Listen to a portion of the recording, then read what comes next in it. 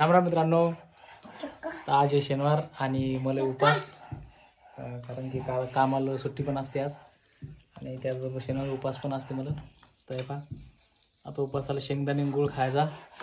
दिदी पहा कशी शेंगदाण्याची वाळ आली. दिदे अय दिदे.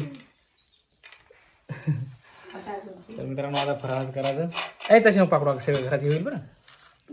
भाजले जरा जास्तच काळे झाले शेंगदाणे. भाजले शेंगदाणे पण जरा जास्तच काळे झालेत. काय येलेत काले भाजा वाटत नाही. बाप दिदी बा कशी फुकती.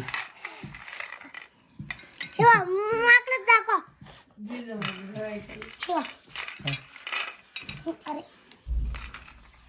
काय झालं शेंगदाणे ओ सना पप्पा तिला करून म्हणून खाता येईल. मायवा. हां तुझ्याकडे पाहू का.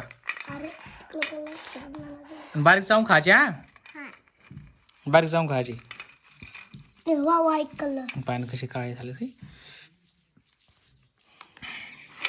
टकर काढा त्याची आरामशीर.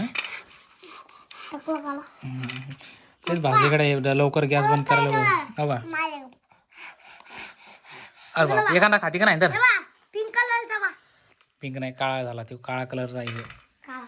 हां तर ठीक आहे मित्रांनो, आता मी करतो फराळाचं म्हणजे खातो शेंगदाणे गुळ. आणि आज बाजारला पण जाणार आहे कारण शनिवार पिचकारी आणायची. तो मागा लागला कारण की ती होळीसाठी पिचकारी आणायची ना. बाबा माय दीदी तर मी एकदा खेळली होती गच्चू आमच्या तिकडं पुण्याला.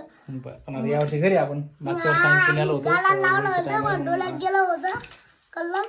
हां तर यावर्षी घरी आम्ही होळीला. तर मित्रांनो आता मी बाजारला जाणार आहे फराळ केल्यानंतर. आज शनिवारी बाजार असते आमचा. त्यामुळे आता मी नाश्ता करतो लगेच बाजारला जाणार आहे.